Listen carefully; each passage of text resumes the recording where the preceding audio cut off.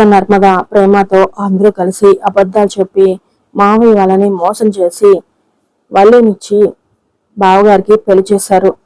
అసలు ఏం జరిగిందో తెలుసుకోవాలి అని అంటూ ఉండగా అసలు ఏమై ఉంటుంది, ఎలా జరుగుంటుంది అని ప్రేమ కూడా అంటూ ఉండగా ఎక్కడైతే ఆపేసామో అక్కడి నుంచే మొదలుపెట్టి నిజాలన్నీ తెలుసుకోవాలి అని నర్మద అంటూ ఉంటుంది. ఇక తర్వాత మరోవైపు శ్రీవల్లి వాళ్ళ పుట్టింట్లో ఆనందరావు బయటికి రాగానే ఈ రోజు బేరం తొందరగా అయిపోయింది అని అంటూ భాగ్యం కూడా బయటకు వచ్చేసరికి రామరాజు వాళ్ళ వైపు చాలా కోపంగా చూస్తూ ఉంటాడు. రామరాజును చూసిన భాగ్యం ఆనందరావు ఇద్దరు షాక్ అవుతూ ఉంటారు. ఇక రామరాజు పక్కనే నర్మదా ప్రేమ కూడా వస్తారు. ఇక రామరాజు నర్మదా ప్రేమ ముగ్గురు లోపలికి వెళ్ళి ఆనందరావు గొంతు పట్టేసుకొని రామరాజు చాలా కోపంగా నులిమేస్తూ ఉండగా భాగ్యం ఒక్కసారిగా షాక్ అవుతూ ఉంటుంది.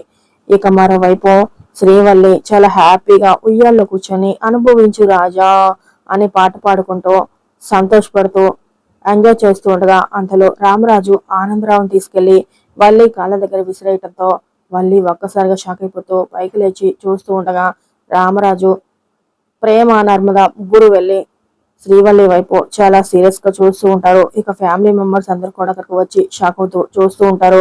వేరవతి కూడా చాలా కోపంగా చూస్తూ ఉంటుంది. ఇక శ్రీవల్లి మాత్రం రామరాజుకి నిజం తెలిసిపోయింది అనుకొని షాక్ అవుతూ అలాగే చూస్తూ ఉండిపోతుంది.